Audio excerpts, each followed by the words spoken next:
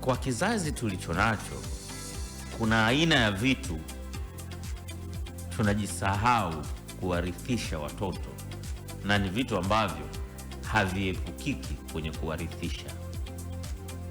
Kuna baadhi ya vitu sio vya kupitwa na wakati. Yaani unajua kwenye dunia tulionayo kuna vitu vya kupitwa na wakati na kuna vitu ambavyo haviepukiki, yaani haviwezi kupitwa na wakati. Unajua kuna kumrithisha mtoto mali ni kitu bora sana, lakini kumrithisha mtoto baadhi ya tabia njema za kiimani ni jambo la msingi sana.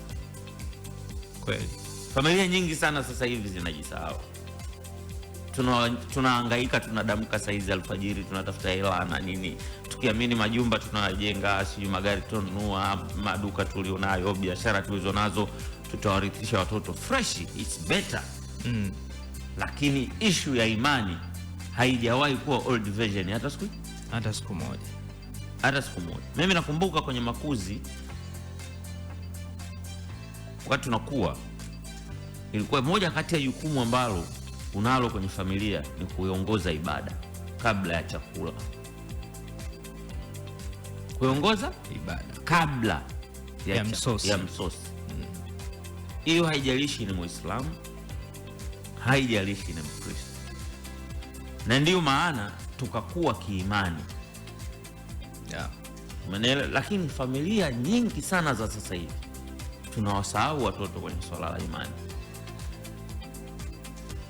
Tunawekeza sana kwenye mambo haya tunawekeza kwenye mali sekula, elimu hii.